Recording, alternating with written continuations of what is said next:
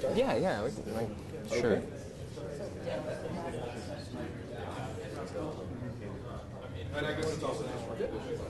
Okay. Okay, well, let's get started then. It's a real pleasure today to introduce Charlie Kemp, fairly new faculty. He's assistant professor, Department of Biomedical Engineering at Georgia Tech, and this is kind of tricky, actually. He is appointed at Georgia Tech, but the department is at Georgia Tech and Emory University. So when you see those two universities together, that's the explanation for it. No confusion there. He's also adjunct assistant professor at the School of Interactive Computing in several different labs also at Georgia Tech, and he's going to be talking about some really interesting work on healthcare robotics today, which sort of bridges something that's particularly interesting to me, mobile robots that can affect their environment, so mobile manipulation, as well as a really effective human-robot interaction technique that he's come up with. He is a PhD from 2005 from MIT from Rod Brooks's lab, where he did work in wearable computing. So let's give a warm welcome to Charlie Kemp. Thanks. Well, it's great to be here. Happy Halloween. Thank you for the invitation. So as Paul mentioned, I'm going to talk about autonomous mobile manipulation for the motor impaired. And we've gotten all the issues clarified about my department, so I'll just move on, except for I'll mention that I'm also a member of the Center for Robotics and Intelligent Machines, which is something we're excited about at Georgia Tech now, and the Health Systems Institute. So I wanted to start with the patient because I kind of want to start and end with the patient because that's what I'm trying to use as the main motivator and inspiration for my work. This is Norma. She is an ALS patient at the ALS Center at the Emory School of Medicine. And Norma, unfortunately, has a neurodegenerative disease. So ALS, otherwise known as Lou Gehrig's disease, progressively takes away your ability to move your body. And so we're really interested and hopeful that we can develop robots that can help people like Norma to maintain their quality of life and to continue to perform activities of daily living. And so this is a video of some of our most recent work. This is Norma working at, we have sped up right here, with Ellie. This is our mobile manipulator. What she's done is she's illuminated this object on the floor, which is a phone, with the laser pointer. Using that, Ellie has estimated 3D location and moved to go and grasp it. Now, we've changed camera angles, but she's going to now illuminate. Oh, I think it's already happened. She illuminated herself to tell the robot to deliver the object to her, and now the robot is going to deliver the object to Norma.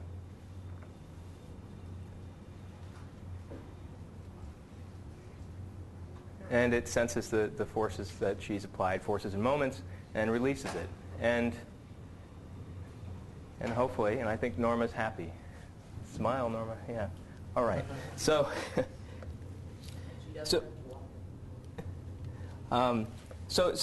really what this talks about. That's kind of what we're going for. And I want to put it in a little bit broader perspective, though. And so first of all, just the need. What is the need? Well, in the U.S. alone, there are a large number of people who have significant motor impairments, not the least of which are the elderly. That's a significant population, and it's going to be increasing, as many of you acknowledge and realize.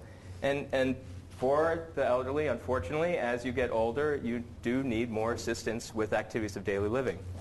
And some of those reasons are because of motor impairments. Of course, some issues are also cognitive impairments. I'm not going to talk about dealing with cognitive impairments, but we're hopeful that these methods would be useful. So that's the need. There's clearly a real need. What's the opportunity? Well, robots are about machines that move. And we have people who have difficulty moving. It seems like there's an opportunity here. There is. Robots, of course, there are lots of ways that robots can actually help the motor impaired, from actually replacing a limb to helping a limb through an exoskeleton sort of method, or even having a wheelchair where you actually mount an arm, which is going to be able to help people manipulate in daily life. Or, for example, rehabilitation robots where you try to actually help the person regain that functionality on their own. In my talk, I'm talking about mobile manipulators. There's a question of, well, what do mobile manipulators offer that some of these other systems wouldn't offer? And I think the main thing is that, first of all, mobile manipulator means that it's actually independent from the user. So there's the potential in the long term for this robot to carry out a task without bothering the user at all. It can go out, take care of a task, and then return when it's done. Moreover, there's no need for the user to put it on or take it off. There's no need for the user to worry about this encumbrance of maybe something attached to a wheelchair or attached to their body. And furthermore, it's a generally useful sort of assistive device. So you don't have to be in a wheelchair to benefit from this robot. You don't have to be missing a limb to benefit from this robot. And in the long term, hopefully, even able-bodied people would be able to benefit from similar technology, which would have the advantage that the technology could be commoditized, which would help everyone. So, okay, so we've come this far. We've got our need. We've found a solution, we think. But what is the competition? What's already exists in this space of autonomous mobile manipulation providing assistance? And really right now, biological systems are what offer the state-of-the-art in care. And, of course, the top level of care, human caregivers. And that's a tough thing to compete with. Human caregivers are incredibly capable, although there has been a lot of research motivated by humans. Humanoids community, there's been a desire to emulate the abilities of a human caregiver. And I think in the long term, that has real promise, especially in terms of robots being able to offer more independence, more privacy, lower cost. But at least in my lab and in the work I'm going to talk about today, we're looking at other mobile manipulators that provide service for most of our inspiration. And specifically, we're looking at helper animals. And so on the left is a helper monkey. On the right is a service dog. And I'm going to show you some video that has been inspirational for us. So this is a helper monkey. What happens is there's a user here. The person has a red laser pointer. They designate the object. Oh, it's kind of hard to see, but on the microwave there, that tells the monkey what the user wants. There are also some verbal commands that you couldn't hear there. So very dexterous. That would be a tough thing to do with the robot, but there are things we can learn from it. And then in terms of helper animals, this is for Georgia Canines for Independence. We've been working with them to better understand service dogs and what types of assistance they can provide. So you notice there's gesture, there's speech. Dog's able to manipulate the drawer, put away the object. Yes. Okay, close it. Yes. Good. And I should say that dog's a very special dog. So that's their right now at Georgia Canines for Independence. That dog is the most capable dog, the best trained dog. And there's actually varied capabilities, but. If everyone could have a dog or a helper monkey, I think that would be fantastic, but there are drawbacks. So first of all, they're expensive. It's $16,000 approximately for a service dog, $35,000 for a helper monkey. There's a long training time of 2 to 5 years. There's a long waiting list, up to 7 years for some of these service dogs. And the animal itself requires care. And furthermore, as I mentioned, there are varied capabilities. Some dogs adapt to the training better than others, and the same with monkeys. So there's still an opportunity for robots. So we've got our need, we've got our opportunity, we have an inspiration, sort of a biological inspiration, but now we actually have to build something. So what are we going to do? And at least in my work, I think there are sort of 3 main questions that I like to use to think about this. The first is, well, what tasks would we want the robot to perform? Second is, if you're going to have the robot perform those tasks, how is this motor impaired user going to direct the robot to perform those tasks? And then finally, how can the robot actually perform these tasks in unstructured environments such as the home? And all of these present challenges. The first 2 have a lot to do with human-robot interaction. The last question has a lot to do with sort of autonomous mobile manipulation in unstructured environments. And they're actually interrelated. The answer to one is going to impact the others. So let's start out with what tasks are valuable. As you'll notice from both the animal examples and, in fact, from lots of studies with robots and people from the 90s, it turns out that object fetching is actually a significant application. It's a task that people place a high priority on. In particular, objects that are on the floor.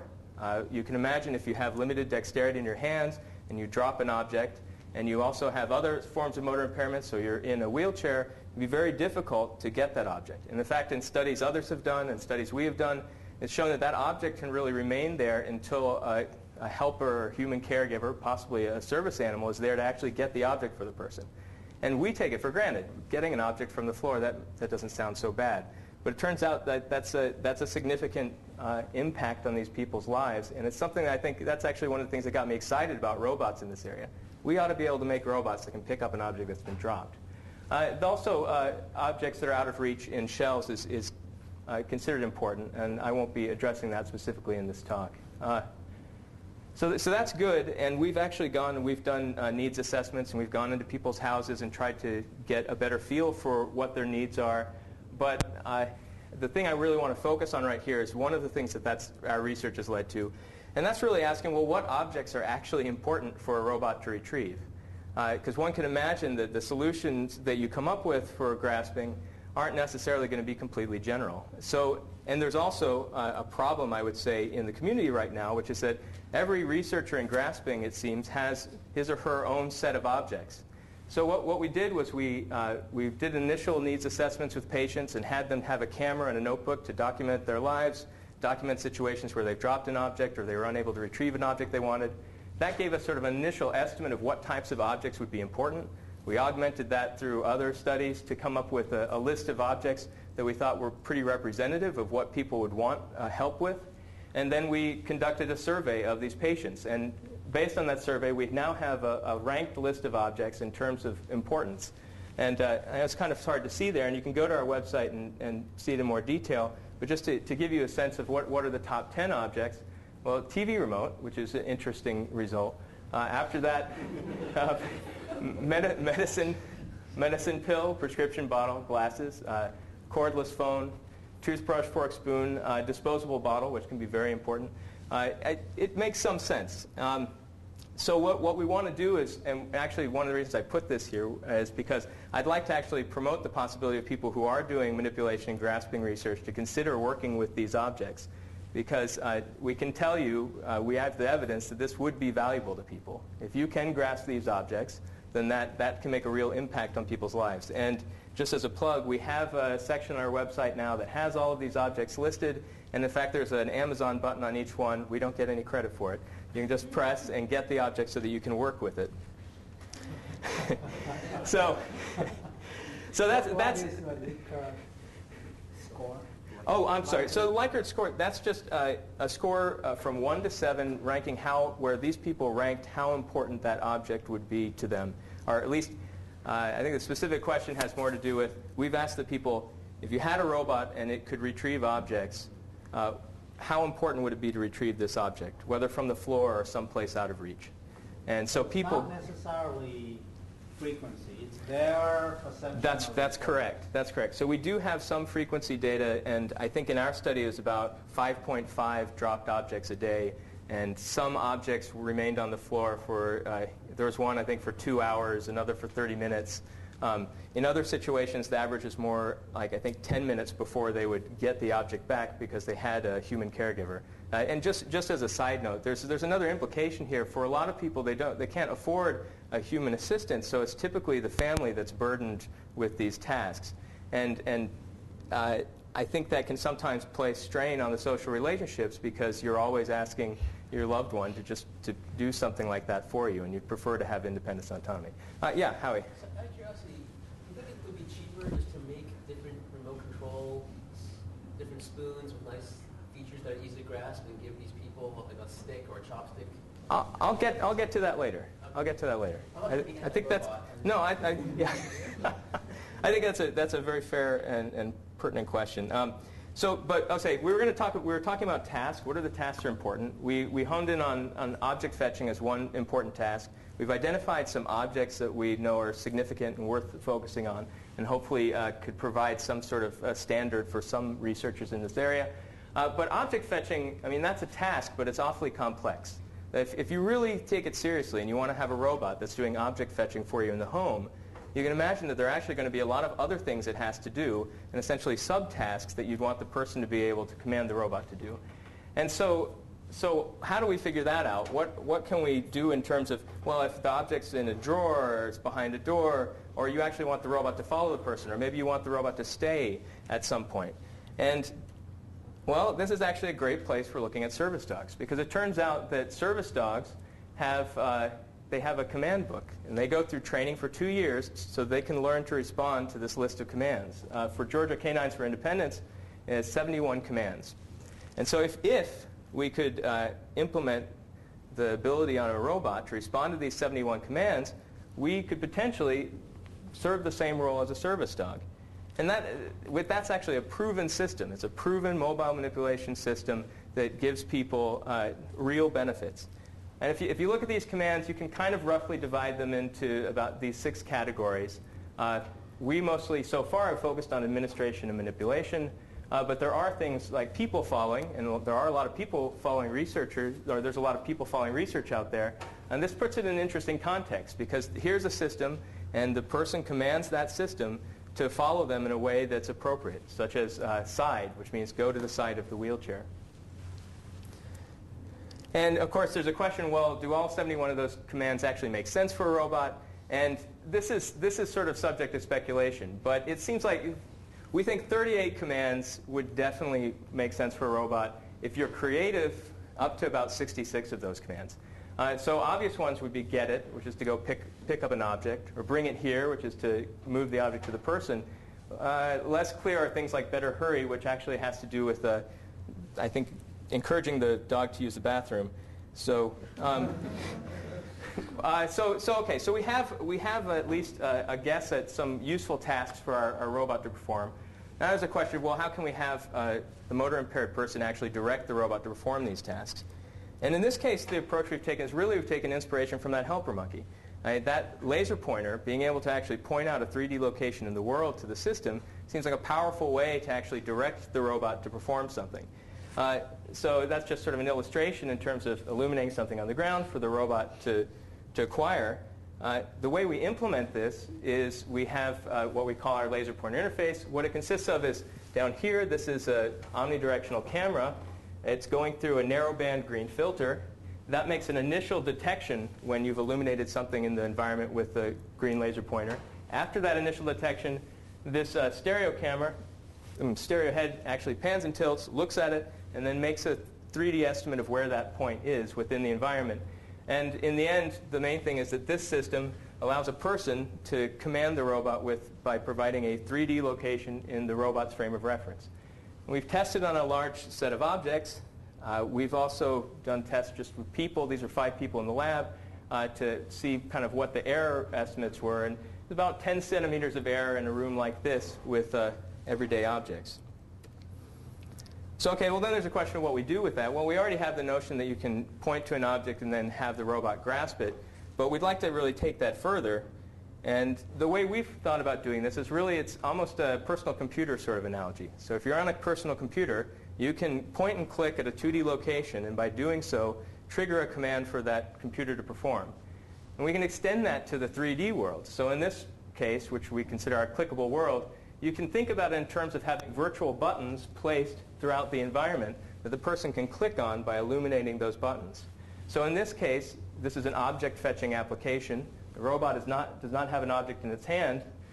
If you click on an object on a table or on the floor, the robot will go and grasp it. If you click on the wall here, the robot goes out and reaches out and touches the wall. The notion there would be that it's a precursor to turning a light switch or opening a door. And then if you click on a location where there is no object within a certain distance, then that tells the robot to just move to that location. Once the robot does have an object in its hand, there are a new set of virtual buttons that get mapped onto the world. In this case, this question of really what is the robot going to do with the object. If you click on a location on the floor, the robot will move there. If you click on the surface of a table, the robot will place the object on the table at that location or near that location. And then if you click on a person, there's a virtual button which tells the robot to deliver the object. And you can also, like Norma did in that first video, click on yourself to tell the robot that you want it to deliver the object to you. So that's the idea. Of course, there's a question of how do we implement it.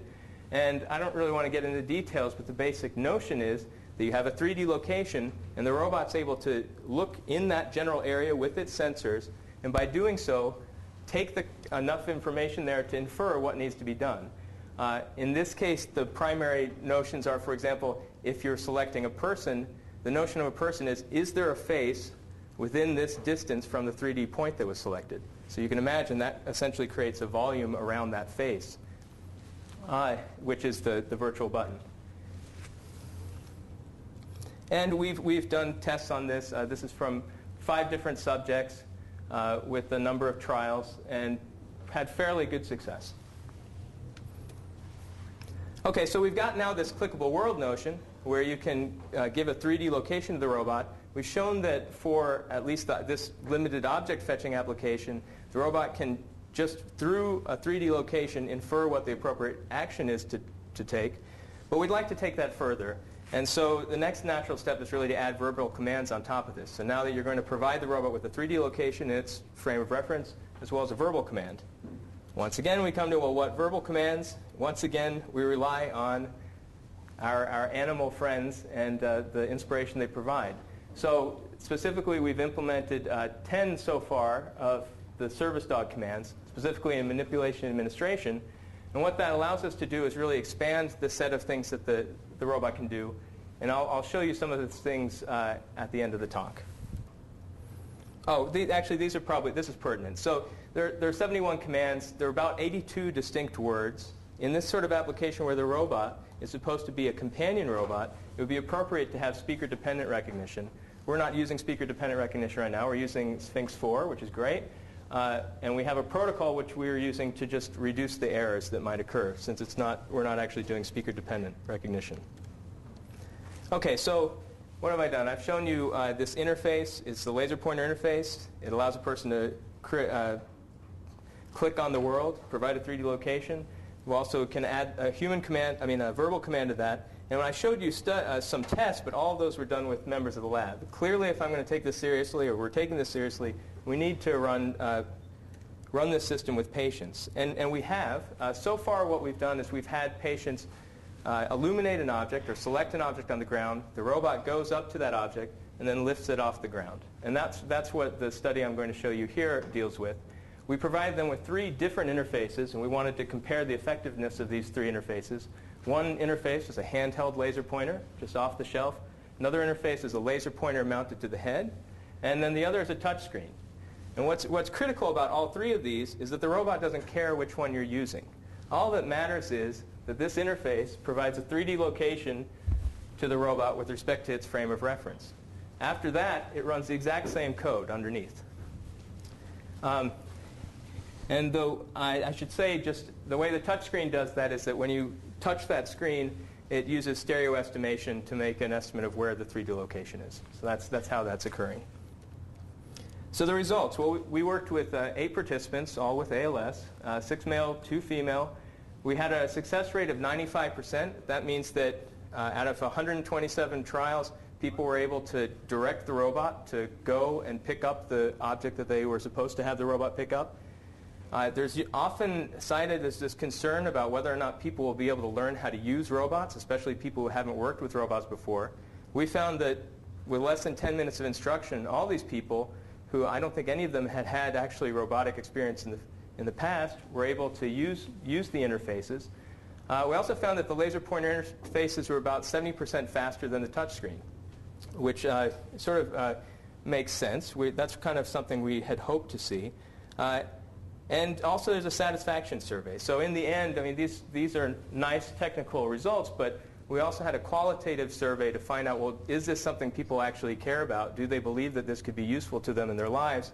And people were pretty much unanimously in favor of this sort of technology. We're excited about its potential. Based on that, also based on the feedback, we've now redesigned, as you can imagine, for a mobility impaired person with limited dexterity, that small tube of a laser pointer is not going to be so easy to manipulate. So based on that, we've designed this sort of triggered-like gun, laser gun, I guess, and and this the head-mounted laser pointer with a much larger button for them to use. But before I go on, though, there's one result, actually, which I think is probably the most important result, which isn't listed here. And that's that we found that the preferences varied. Yes, the laser pointers were faster. Yes, all these things worked at about 95% rate. Yes, you could kind of predict which of these interfaces people might like based on their motor dexterity. So if your hands if you have difficulty working with your hands, you're going to tend to prefer the head-mounted laser. Yet even with all those factors, there still remains significant variation in preference. And what I take away from that is that what we need to be doing as roboticists, or what I believe would be good for us to be doing, is to be designing systems that are going to let us have lots of different types of interfaces attached to them. I think we need to design these systems so that they can accommodate user preference. And my expectation is, in the long run, whether it be motor impaired individuals or even able-bodied people, that we're all going to tend to have different preferences. Some people are going to want to use a mouse or a touchpad or a trackball or maybe an eye tracking interface. And so what we've shown here is that we can have this abstraction barrier in terms of this 3D location as that one example of an interface that separates out the details of what the robot does from the interface that the people use. Okay, so finally, there's this question, well, how can we actually get robots to perform these tasks? I mean, it's great to have a way to tell them to do things. It's great to have some ideas of what they should be doing. But if we can't actually get the robots to perform the tasks, then we're at a loss. And there really seem to be two ways of pursuing that. The first is that we can adapt robots to the home. And this is sort of the typical approach. We can make, one idea is, you make the robots intelligent. You give them the ability to behave in the home and perform these tasks robustly. And along those lines, that influenced our design of Ellie. One of the main, some of the features on here that are worth talking about are this laser rangefinder that scans across surfaces, this prismatic joint which moves the height of both the manipulator and the sensors. And those design choices are specifically made to adapt this robot to human environments where you have lots of planes that are orthogonal to gravity. So it can move up its laser rangefinder and scan and then use the same sort of manipulation strategy on an elevated surface, such as a table, and do the same thing on the floor. This will be important later, but the fingers, these are fingers we built. These two sensors here are 6-axis force-torque sensors, and then there's a camera in the hand. Okay, so the question is, well, so what is our approach to actually making robots do these things? And I'd say probably the best characterization would be behavior-based control. But to put it in more specific terms, we're really building hand-coded controllers for their task-specific. So we take these tasks that the robot is supposed to perform. For each one of them, we build a specialized type of controller that allows the robot to do what it's supposed to do over some set of situations. So first example will be overhead grasping. So this video, which is sped up, this video shows the robot picking up objects off of the floor. Afterwards, it'll show objects being picked up off of the table.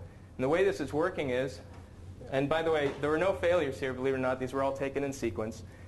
The laser rangefinder scans across the surface. It segments the object, so now it knows where the object is.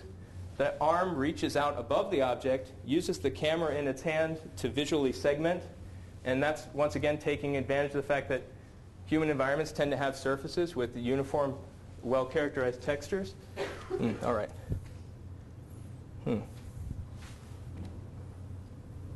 Oh, yeah. OK, yeah. So once it's made a visual segmentation, it servos to where it's over the center of mass. And then it rotates such that the principal axis, it has just a two-dimensional Gaussian model of that segmentation. It rotates the hand to be orthogonal to the principal axis. And then it descends. And when it's descending, it uses both an IR range sensor in the palm, and it uses the force-torque sensors in the fingers to decide when to close, whether it's hit the ground or the object, and then whether or not it actually has gotten the object afterwards. So you see here a variety of objects. That's about as much clutter as we can deal with right now. Part of that is because of we're using a single, the person illuminates the target once, and then after that the robot, for all of those tasks you just saw, the robot actually does move to the table, even though we cut it so that it was just at the table for time. And during that movement there, it's doing dead reckoning based on its encoders to re-estimate where that 3D location would be. Let's see here. And then another important part of this, we believe, is just if something happens and the robot doesn't succeed in the way it would have expected, it does detect that it's failed and it tries again.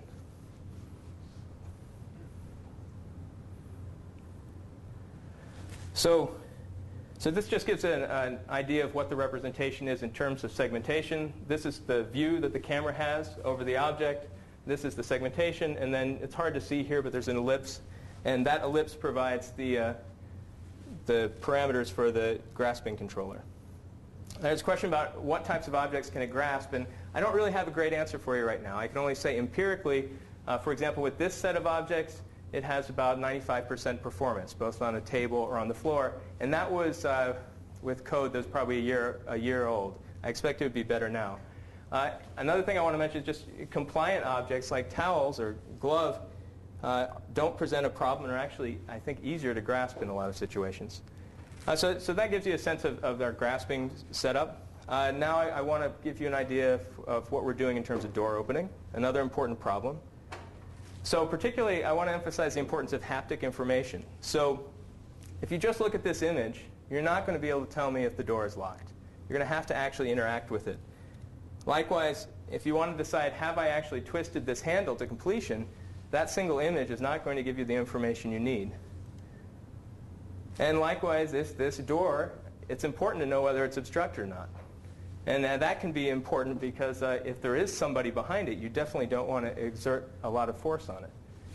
So in this video here, it's kind of hard to see, we've taken sort of this haptic behavior-based approach to the extreme. So the person illuminates the door handle, robot moves to the door, aligns with it, it moves until it actually makes physical contact with the door to detect the plane, then it searches to try to find the door handle. Once it's found the door handle, it tries to find these task-relevant features, which are the two tips of the handle. So now it's finding the two tips. Then it needs to determine which one of those is movable. And if it can't actually manipulate one, then it decides that the door is locked and it backs off. Now it turns it, and it doesn't actually make an explicit kinematic model. It just moves against the resultant force vector that it estimates as it's pushing down on the handle. Once it detects that it's reached the end because it can no longer manipulate it, it pushes it forward. And then its definition of the doorway is really, well, what changed while I was watching with my laser rangefinder and pushing? What changed? That must be the doorway. So it moves to the center of that and then pushes through using the haptic sensing. So it doesn't have a model of the door. It doesn't have an explicit model of any of these things. And yet, we actually have really good results for this. We did 30 trials with 6 different doors. And we had, I'm not sure when you actually sum these up, I can't remember what it comes out to, but it's quite good. And right now, unfortunately, I think in terms of door opening work, there hasn't really been a lot of emphasis on trying lots of different doors and running a system like this. Can you open it from the other side? So that's a great question. Well, when you say other side, so certainly I'll tell you some of the forms of variation it can handle. It can handle if the door is locked. It can handle if the door gets blocked as you're moving. It can handle a situation where the handle goes down to different angles, right? It can handle all these different types of shapes of handle. That's not a problem. And if the door opened in the other direction, that would also work. But it does have to be a door that you're pushing open. We don't have a controller that will pull open a door yet, at least in this work. Okay, so that gives you an idea of what we're trying to do in terms of making our robots adapt to the home, make them intelligent enough to actually manipulate these things in the home. But if we're going to be serious about trying to help the patients, we have to consider the alternative perspective, which is, can we make the home accessible to the robot? And Howie, this sort of relates to your question. So this is, in terms of engineering a home, people with disabilities do this all the time. If you're in a wheelchair, you're very likely to have installed ramps. It's not uncommon for you to install a lift system on a stairway. So making some modifications to a home in order to make a robot better able to help you is a completely reasonable proposition. So first work that I'm going to talk about related to this is just some work we've done in terms of tagging the world with RFID tags. So I had actually the antennas in hand and the tags in hand, and I lost them sometime during the day because I got distracted by really great conversations. How about that? But I can. Not tagged somehow. That's right. That would be great. I think there are 10 tags actually in that bag, so we should be good. So this is the tag. It's about this big. It's very thin. It's an adhesive strip, so it's easy to apply to an object. And it obeys, this is a UHF tag, which is a newer type of tag which has some advantages in terms of long-range sensing. And the first contribution we've made in this area is that we've shown that you can use both this antenna, which is especially good for mobility because it has a long range, it has a wide-angle field of view, and this antenna, which is good for manipulation because it has a shorter range and a narrower field of view. We're able to couple these two sensors to go and pick out the right medicine bottle. And I mean, these look identical, these medicine bottles. And as you might imagine, this is actually an important situation where it makes sense to augment the environment. And in fact, there's an e-pedigree standard that's coming out where, in theory, lots of medicine bottles will actually come by default with an RFID tag. And why is this important? Well, in this task, you better get it right. If you're going to go bring medicine to a person, you better get the right medicine. And in fact, this is one thing that service animals don't do. Helper monkeys are not supposed to deal with medicines. And we've also started, well, more recently we worked with a circular array of these wide-angle antennas. I should say, by the way, this works based on servoing. So it rotates and servos to the strength based on the signal strength. And in this case, we've used particle filtering to make pose estimates for a tag in an environment while driving around. So that's all I'm going to say about that, given time. But there's another thing that I think is important. That talks about simplifying the perception, which is clearly of importance. But what about simplifying the physical interaction? We're trying to have this robot move throughout the environment and physically manipulate things. It's not just a question of perception. So it seems like there should be opportunities there. And in fact, once again, we go to our service dogs and we get some inspiration. So you might have noticed in the first videos I showed you that the dog was actually, when opening the drawer, gripping onto a fabric that was tied onto the handle. As it turns out, in homes across the US at least, where there are these service dogs, people tie fabric onto the door handles they want them to operate and fabric onto the drawer handles that they want them to operate. So this seems like an idea that we could actually apply to a robot. And in fact, we have been able to do that. And it's really nice because, first of all, it simplifies the perception. We use just a color / texture appearance model to segment and find the towel. And it simplifies the physical interaction. And why does it simplify the physical interaction? Because, well, first of all, you can attach it to a lot of things, a door handle, or in this case, it's a recessed handle, so we use a suction cup. You can attach it to all these things, and once you've done so, this huge realm of variation, both in terms of appearance and in terms of the sort of physical interaction you're going to have, in terms of the handles you might experience, all comes down to just being a towel. All the robot has to do is be able to find and grasp that towel, and as it turns out, grasping a towel is pretty easy because you have a large set of, you can have a large error and still get a hold of it. And it's compliant, so you can put a good grip force on it. So there's a question, well, how much is that cheating, and should we engineer the environment? And I just want to say our patients, this is a picture from one of our homes from one of the studies we've done, has this rubber sheet that they use to better manipulate the microwave. Likewise, patients will sometimes put in motorized apparatus on their doors to actually help them open the doors. So those are two situations of engineering the environment to simplify manipulation. And we have the converse, which is that people engineer their environments to make manipulation more difficult for children. We put things on door handles. We put these strange contraptions on cabinets. And, of course, safety cabins. So this is video of our robot working. So what the person does is illuminate the location. And then, well, actually, first says push. Then the person illuminates the location. The robot knows that it's supposed to push that location. It goes to it. It finds the towel. And then, in this case, pushes on the towel relative to the plane. It actually detects the plane. We have another command based on service dogs where you say tug it down. You point the laser pointer at the location. Robot moves to it. It finds the fabric, grips it, and then tugs it down.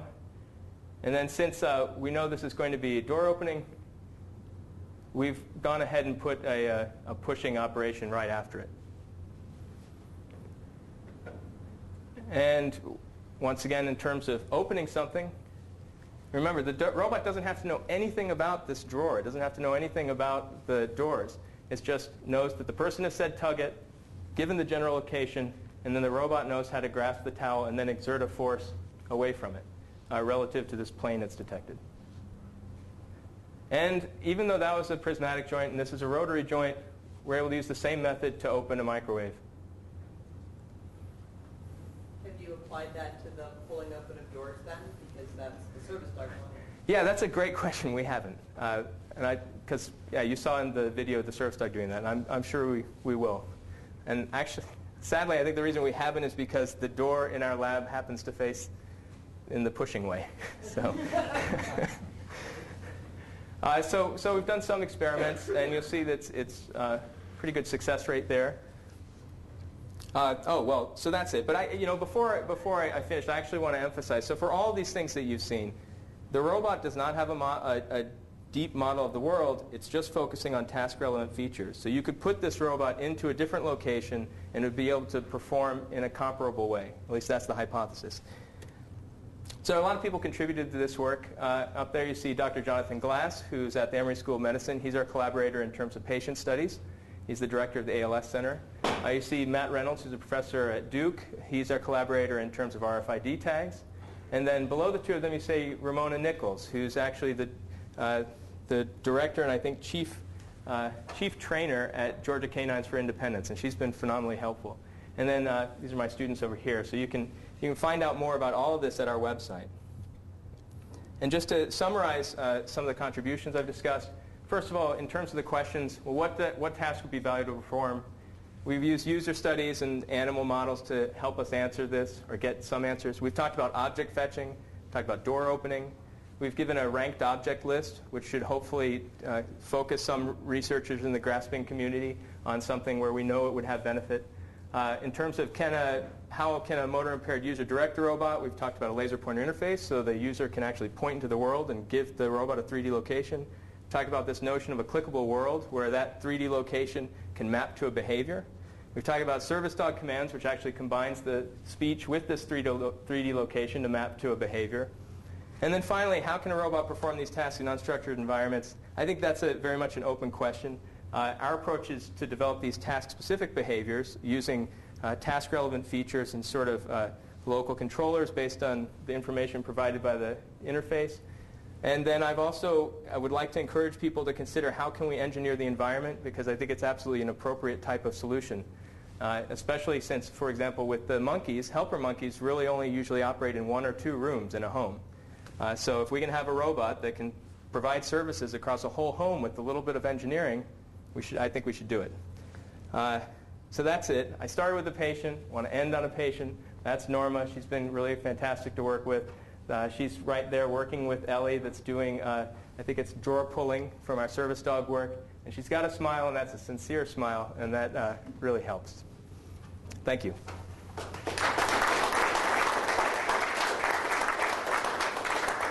So I'll take questions now. I'll leave this. This is a non-sped up version of the robot. I'd feel bad if I didn't show you how slow it was, in reality, at least some. One advantage is that in these sorts of situations, the bar is lower. So for these patients, our belief is, and our studies have, I believe, confirmed this, that even if the robot is slower, it still can be useful and desirable for them. It's the difference between the object being on the floor for an hour or 2 hours versus 5 minutes, which I think is about how long this takes. Then that's a reasonable trade-off. Yeah. So. So what it's doing, by the way, is it detects the edge of the table. So person illuminates the object. It can tell that the 3D location is above the floor. So if it's an object to grasp, it's not an object on the floor. It goes closer so that it can use its sensors. It moves up. There's this laser rangefinder, and as it's doing so, it makes a 3D. It does a 3D scan, and it searches for whether there's a table edge there. If it finds a table edge, it actually servos to that edge in order to dock with the table and run the grasping controller.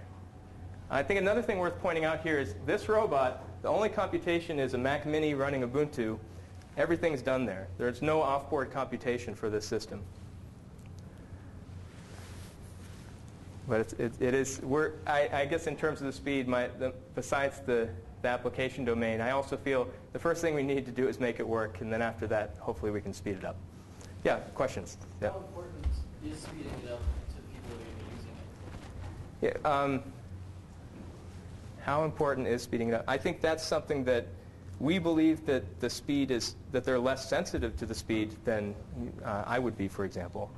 On the other hand, they definitely would like the robot to be faster. I mean, they have indicated that to us. Yep. Oh. We had a, you see, if I had my laser pointer, I could have disambiguated between you two, but you're right in the line. That's one of the challenges of natural pointing, folks. Okay, go ahead. Yeah.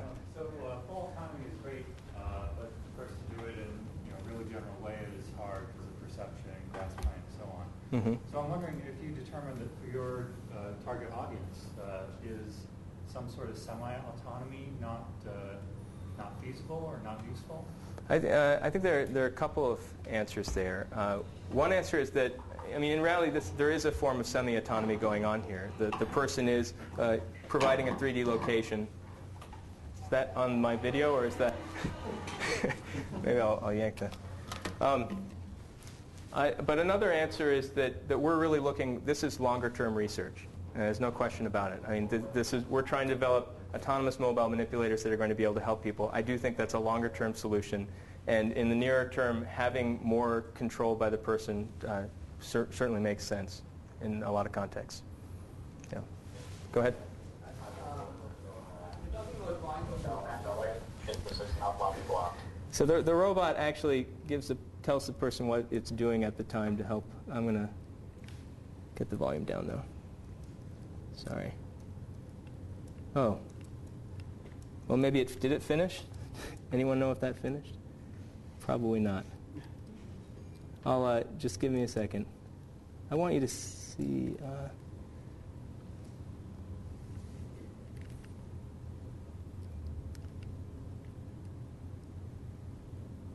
Well, we won't have the sound interrupting us. You can go ahead and look up there. At the end, it's nice because she has the robot place the object on a table, and I don't think I've shown that functionality before. Sorry about that. Your question. So when you're pointing to objects, you say you define a small volume of space wherein the robot searches for the object, right? That's correct. So, okay, that kind of answers the question that what if you're not able to accurately point to an object? But is the volume of space fixed? Like, do you have so the volume of space that's designated comes from two things. One thing is just because of the error in the 3D estimation that the robot makes, and moreover, maintaining that 3D estimate with respect to the robot's pose in the environment, because we're just doing a dead reckoning. So one source of that volume is just error. And I think actually you could, if you were to really engineer this system, you could reduce that significantly. Like for example, our stereo camera system is just using servos, RC servos, so it's not terribly precise. The second part of that volume, if it's in the clickable world context, comes from how you as the designer choose to make your buttons. So for example, I have a threshold in terms of how far is the face from the selected 3D location, how far can the face be for it still to be interpreting that click as delivered to a person. So that's another type of volume, which would be the sort of the size of the button, which is both, it's essentially, you can kind of think of it as the addition of the inherent error in the estimate plus this distance that you've implemented to define that button. Does that answer your question? No. Yeah. Yes. Actually, the thing is, my confusion was like initially, if you're trying to point to an object, you're expecting the user to accurately point to the object, which is kind of really tough, place a pointer, especially. Well, you say it's really tough, and yet in the experimental results I showed, we did over 130 trials with 8 people with motor impairments who have limited dexterity, and it succeeded in 95% of those trials. So I would argue that it's not actually as tough as you think. How long Yeah. do they have to keep the pointer on target? It's about 2 to 3 seconds, and it's sort of averaging those 3D estimates over that time period. It's not too long, and that's something that we have not fine-tuned.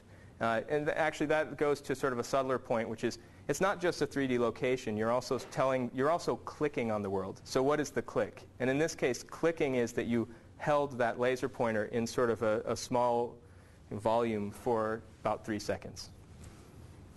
Is there a initiate or conversely, is there a, hey, wait, I changed my mind, or stop, you're pulling the wrong thing? Well, there's definitely the initiate in the sense that you use the laser pointer. In terms of the canceling, I think that's something that's important. We haven't really addressed it yet. Yeah. Oh gosh, sorry. Yeah, man, I'm sorry. I totally forgot. Yeah. So I'm just wondering, have you tried this in refrigerators or cabinets where the environments are cluttered and you can't really rely on these simple primitive tasks like loading? So refrigerators and cabinets, we've opened a variety of things. I don't think we've opened a cabinet yet. I don't expect that. If we're talking about our work where you can actually tie fabric on, I suspect it would open a refrigerator or a cabinet. Well, I meant Grabbing an object in there. No, I mean, this is an overhead grasp, and clearly there are going to be collision issues. Right now, this robot's designed to grasp objects on flat surfaces in a relatively uncluttered environment. The video I showed of the grasping, that's about as cluttered as it can be as it is right now with a single click. And I think our approach to that sort of question, which I think is a great question, is we believe, or I believe, that we can probably have sort of task-specific grasping strategies, both for shelves and for interior of a refrigerator, for example, or cabinet. But that remains to be seen. We haven't implemented that or done that. So, yeah, go ahead. So I was kind of a little surprised to see the way that it was opening the door without the towel. It seemed like what you were doing, you did seem to have a model. You thought that the handle was, roughly not longer than this, roughly of this shape, and you could push it here or there. That sounds like kind of a model. Yeah, I'm fine. If you want to talk about that as a model, that doesn't bother me. Sure. So the question I have is, why don't you use vision to actually figure out within the parameters of that model? So no question about it. We were taking haptic sensing to the extreme, right? And that's sort of, if you go and you try to open a door handle with your eyes closed, you'll find actually that you use a fairly similar strategy. So that's kind of the eyes closed robot method of opening this door haptically. There's no reason you couldn't or shouldn't build on top of that vision processing, which could, for example, lead to more efficient action. I like Andrew Ng actually has some nice work in his group on door opening, which I think is quite complementary to what we've shown here. And in addition, it can tell you things like the door is locked and can handle how far do you go down and how. I don't know how much of an estimate we're making in terms of the length of the handle. I don't know how big you could make it, but did that answer your question? Yeah. Yeah, sure, Howie. So the question is how much does the haptic door opening help in door opening? In other words, if the vision problem could do it entirely, you're saying they're complementary, or they So I believe they're complementary. I mean, first example would be, yes, if the lights are out or the light is too low for you to use your vision sensors, then clearly you would want to rely on haptics. Outside of that, yeah, you could have light. I mean, yeah, okay, I'm comfortable with that. So yes, we have a robot with headlights, so that no longer is an issue. Do you still want this sort of opening situation? I would guess yes. Because I think what you're going to want to do, just like I showed, first of all, you have several types of characteristics that are critical to achieving the task that I would argue are better measured haptically than through vision. Like whether the door is locked, like whether the door is obstructed, like whether, what was my other example? There was another example there. Anyone? Oh, yeah, have you reached the end? Right? I mean, it all looks the same, and the only way you're going to do, you could visually essentially estimate that it stopped and then make an estimate of what the maximum force, if you're going to do position control, then in theory the force could keep going up, and then you'd say, oh, it hasn't changed, and you could have, there are a lot of ways to approach it, but I think haptics does make sense in that sense. But actually, I'd like to go with that more. Sorry, Nancy. Yeah. I just have a detailed question. Great. Something you said earlier in Great. the talk. You said you were sensing when the person had received the object and deciding when to let go. And I was curious about how you make that decision, and do you have to do much fine-tuning there? And how does it feel to people? Yeah, that's a great question. That's also something that we're, right now, Norma is sort of our first test subject running through the system actually receiving objects, and we're going to be conducting a study to see how well that takes place. I mean, right now it's a fairly simple sort of thresholding, and I know we could do better. this was sufficient in this case, but there's a lot of room for improvement. I think that's the thing to say. I wonder, does she feel like she has to tug on it to get the robot to release, or is it more? We haven't asked her, but based on that video, I mean, it looks like it's a conscious effort on her part.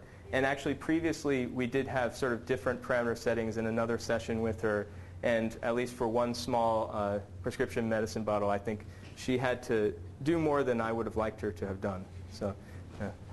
I think it's a good question. Yeah, go ahead. And what's the weight that your robot can have? Well, and that's fundamentally based on the arm that we have, which is about half a kilogram, so about 1.2 pounds. And love to be able to pick up more. What's the weight of the manipulator itself? The manipulator, I don't know, but I can tell you the whole platform is about 88 pounds, like everything together. Matt, oh. What are the limitations? What is limiting the speed at this point? Okay, first of all, I'd say it hasn't been a high priority for us, which makes it a problem. I think also this arm, I don't know for sure. I think it relates probably to the way we're doing the sensing. We're not confident that we can send a control signal to the arm to stop based on the force sensing we're doing in a fast enough way to go much faster. I think, but my students would be better to talk to on that. And then, yeah, other limitations. I actually think it would be nice if we had some intrinsic compliance in the arm, for example.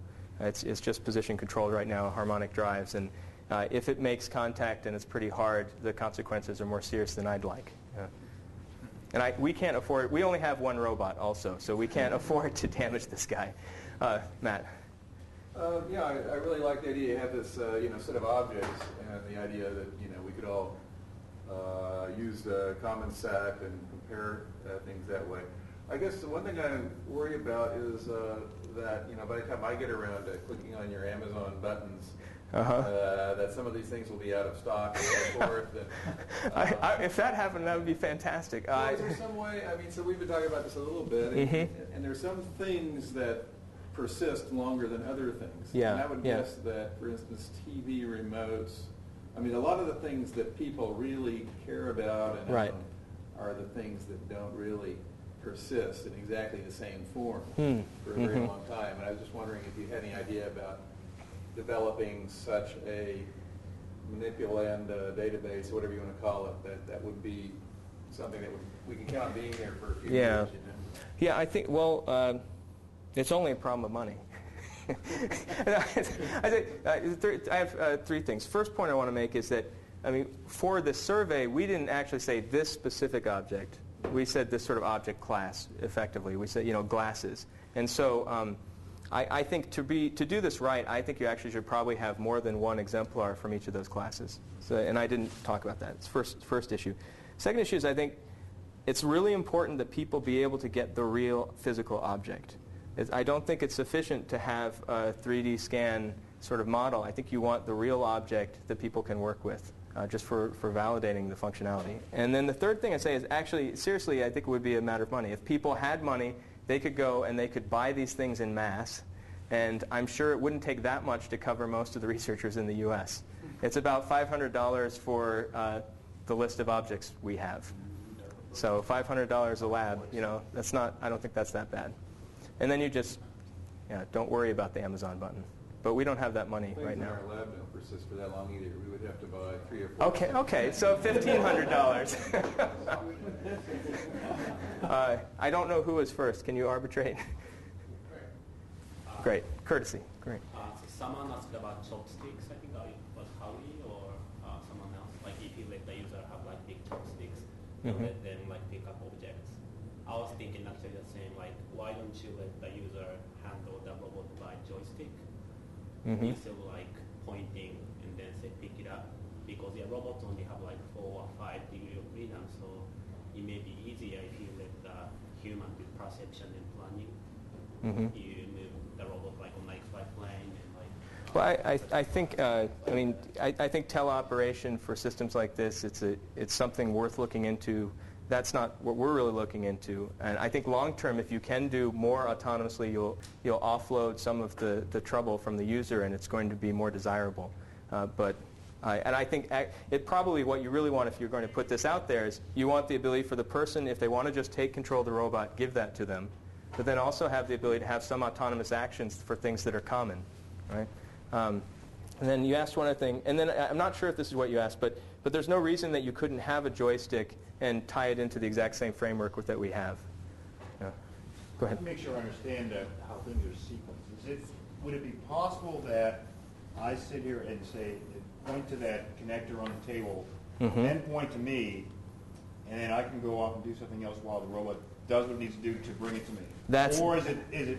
That's a great question. Right now, we have it where the robot goes and just does that first command, and then it will wait for you to give it another command. We have not experimented with sort of sequencing these things. That's an argument against teleoperation. Be able to, because you don't necessarily have to wait for the robot to do its thing while. Oh, that's right. I mean, you can. That's right. You illuminate it. It'll go after it, and you can keep typing or watching whatever you're doing. I would like to just interject and just say that for those folks who have to leave, I'd like to we should thank our speaker now, and then we can ask additional questions afterwards. And at 5 o'clock, I believe there's a robot org reception as well. So there's plenty of opportunities to ask questions to the speaker. But for those who need to leave now, let's thank the speaker. Oh, thanks.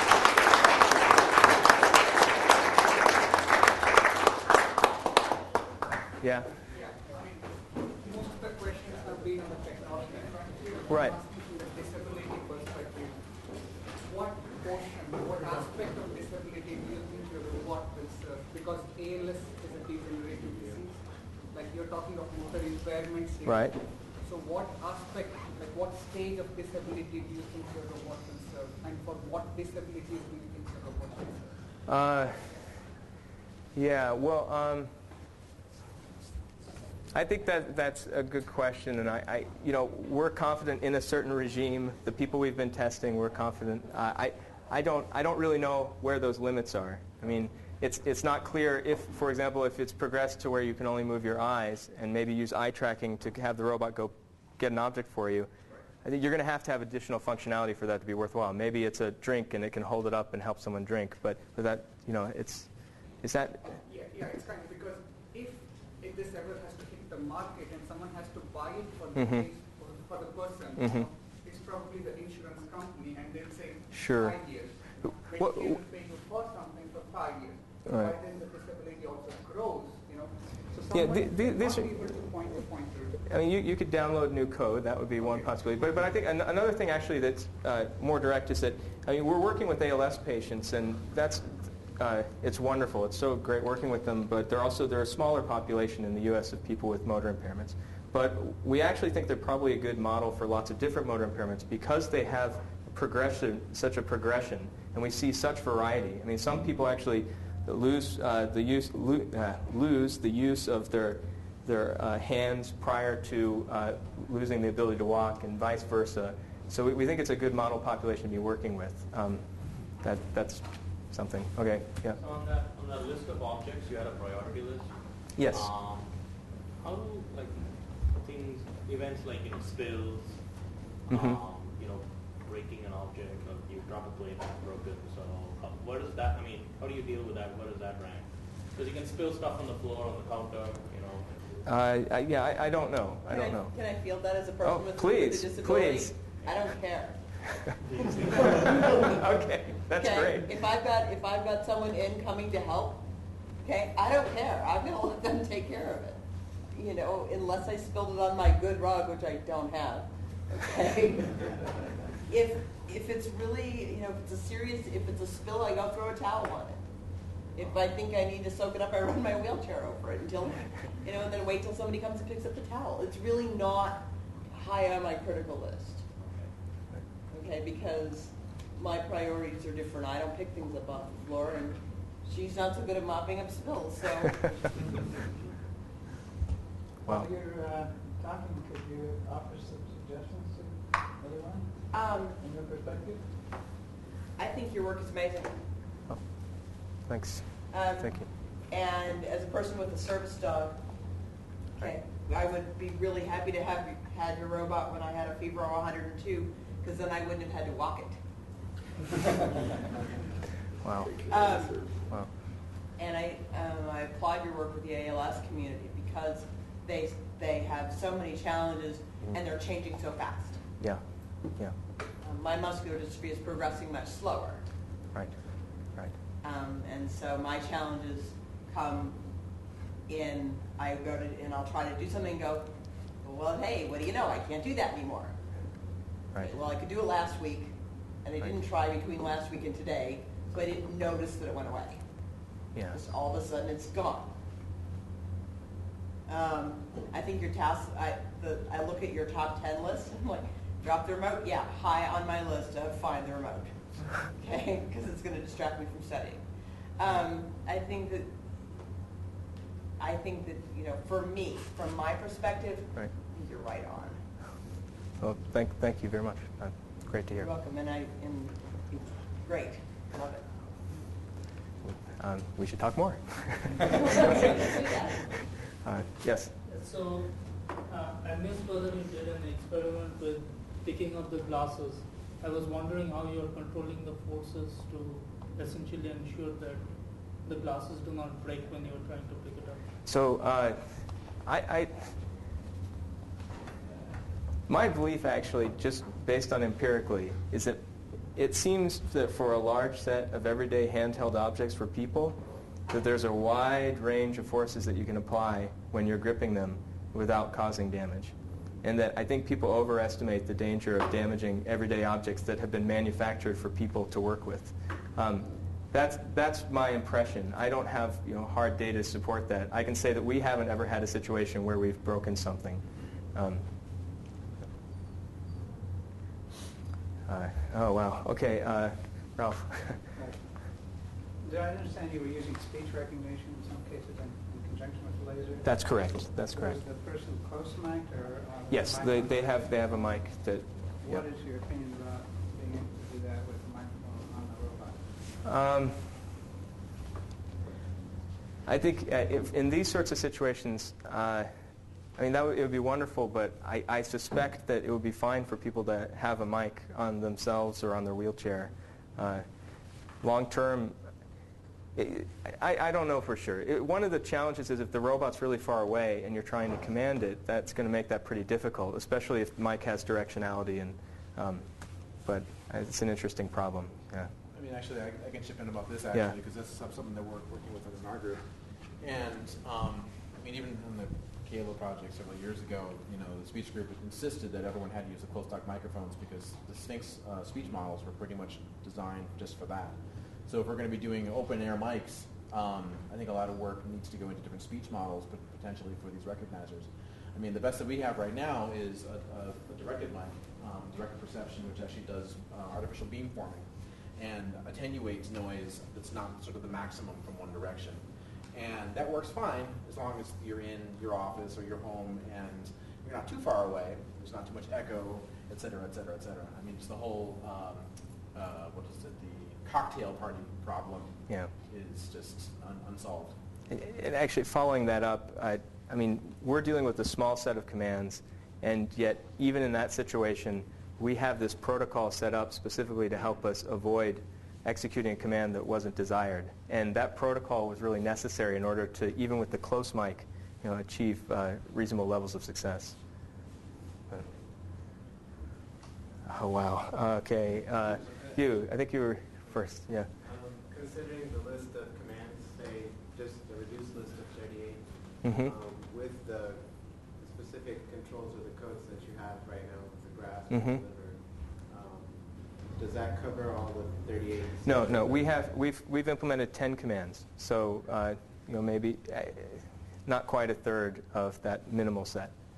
How many other codes or ranges of activities do you think it takes to facilitate the rest, or is there any? 28?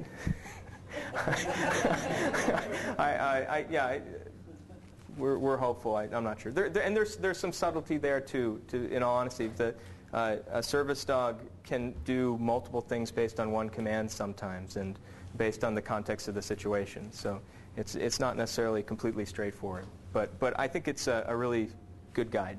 I'm confident about that. Yeah. Oh wait, no, you were. Yes, thanks. Right now, you don't really do anything with object recognition, I think. That's right. Interesting, huh? And no learning either. Interesting, huh? yeah, because for some objects that's really necessary, like a cup, you can't always grasp it in the same way because you would spill stuff or something like that. And also because you have a very specific list of objects.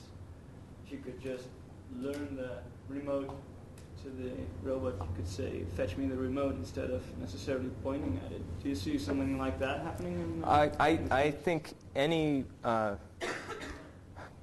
are lots of ways you could give the robot additional intelligence that would make it more desirable. And having a better knowledge of the world and being able to use verbal commands such as saying to get a specific object category could be nice. On the other hand, I see those as, some of those are very hard problems to solve. And it's not clear if the difficulty in solving them is, proportional to the benefit they'd give. And you mentioned learning and what else did you mention? Learning, and the other thing we didn't do was object recognition. And I think that's interesting to me because really we're using segmentation from the laser rangefinder, segmentation based on the vision, and for at least this set of objects, that's not the real list of objects from patients, but the set of objects I showed that we've actually tested, that seems to be sufficient. And the learning, I think, is interesting because, this is an engineered system. And well, since you asked me, I'll be a little bold. I think learning is great. It offers a lot of potential. But I also think there's a tendency to overestimate the impact it will have on making robots do useful things. I think what I should say is I think we underestimate what's possible if we try to engineer systems. That doesn't mean that it isn't a good thing to be doing research on, and it doesn't mean it wouldn't add a lot to this research. But I do think we have a tendency to underestimate just human engineering. Okay. There's a question in the far corner, actually. Oh, yeah. What would happen if, let's say the person dropped the remote, like close earpiece? How would the robot do the next person? So if I'm sorry, if they drop a laser. Oh, if they drop, so yeah, that's a good question. This is another good example of why having the animal model is useful. Helper monkeys, quadriplegics use helper monkeys with a laser pointer. So what they do is they have actually a lavalier which holds it, and they're able to manipulate it with their mouth. Or they actually, I think another thing they have, sometimes they have sort of a flexible holder for the laser pointer. So one of the reasons we were confident in pursuing the laser pointer as an interface was because we knew that people who have very severe disabilities were able to use it successfully with this helper animal. So I think it's another example of the advantages of having kind of a model system that you can base your work on. We figured it would pan out when we did our own studies, and the reason we had a lot of confidence was because that's what's happening with helper monkeys. So, yeah, go ahead. So after you highlight an object with a pointer, Mm-hmm. you said you're localizing based on dead reckoning. Yeah. Can you maybe engineer the environment with markers? These things look like RFID tags or markers. I think that would be, yeah, if your goal is to better estimate the pose of the robot in order to know where that, I think I'm not opposed to that. I actually think we should probably integrate visual servoing as well. There's an obvious opportunity to do that and to maintain a better estimate. And also, something we have done that isn't there, if the robot has moved for a long distance, it actually will ask you to illuminate the location again. So that's another strategy to reducing the uncertainty. Speaking of the RFID tag, what was the angular resolution on the long and the short antennas? Roughly, I guess. I think it's about like that for the wide and about like that for the short, but I don't quote me. I guess you can't. It's in the paper. It's in the paper. Oh yeah, they saw it. Yeah, I'll go watch the video. I'll go watch the video. Well done. Any other questions then? All right. Well, we should have the RoboOrg reception at 5, I think, too. So. Thank you very much. Thanks. Appreciate it.